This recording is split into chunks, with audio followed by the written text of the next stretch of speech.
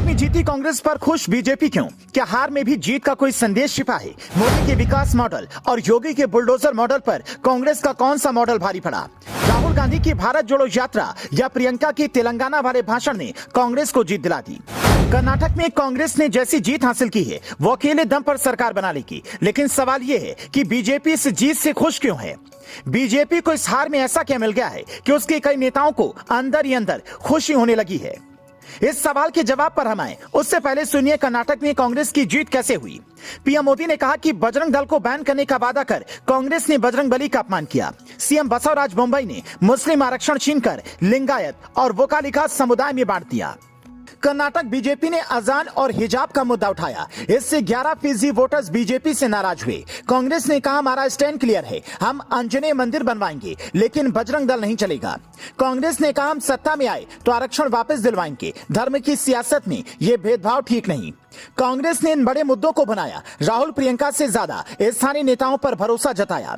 ये वो पॉइंट्स थे जिनसे बीजेपी की करारी हार हुई। 2024 सीटों में से बीजेपी को 70 से भी कम सीटों पर सिमटना पड़ा, लेकिन इस हार में एक बड़ा संदेश भी छिपा है। अब तक बीजेपी जिन राज्यों में जीतती रही वहां के सीएम और स्थानीय नेता ये समझकर चलते रहे कि हम 5 साल चाहे कुछ भी करें कोई फर्क नहीं पड़ता, योगी मोदी की जोड़ी आएगी, नड्डा शाह मिलकर प्लान बनाएंगे और हम जीत जाएंगे।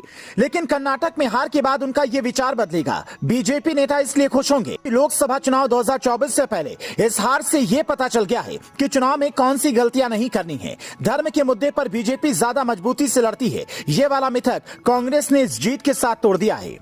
2024 में बीजेपी को धर्म और कानून व्यवस्था के साथ साथ कुछ बड़े सपने दिखाने वाले वादे करने होंगे। जिन राज्यों में बीजेपी की सरकार है वहां निश्चिंत होने की बजाय पार्टी नेताओं को मेहनत करनी होगी। पार्टी के हर कार्यकर्ता को यह दिमाग से निकालना होगा कि बिना काम किए हम किसी एक नेता के जादू से जीत जाएंगे। इसके अलावा बीजेपी के लिए खुशी की बात तो यह भी है कि भले ही कर्नाटक में हार गई हो, लेकिन योगी को जो जिम्मेदारी मिली थी उसे उन्होंने बाखूबी पूरा कर दिखाया है। निकाय चुनाव में बीजेपी ने ऐसा परचम लहराया कि सपा और बसपा की हालत खराब हो गई। मेयर पद के चुनाव में बीजेपी ने सभी 17 सीटों पर भगवा लहराया, जबकि नगर पालिका पंचायत अध्यक्ष और नगर पंचायत अध्यक्ष के चुनाव में भी बाकी पार्टियों की तुलना में ज्यादा सीटें हासिल की हैं। यह हाल तब है जब योगी ने अकेले मोर्चा संभाला। कई जगहों पर बीजेपी के नेता ही टिकट के लिए अड़ गए और हैदराबाद निकाय चुनाव की तरह मोदी शाह की जोड़ी यूपी प्रचार के लिए नहीं पहुंची। ऐसे में यह कहा जा सकता है कि एक तरफ कर्नाटक की हार से हताश बीजेपी को योगी ने यूपी में बड़ा तोहफा दिया। पार्टी के नेता शायद ये समझ नहीं पा रहे होंगे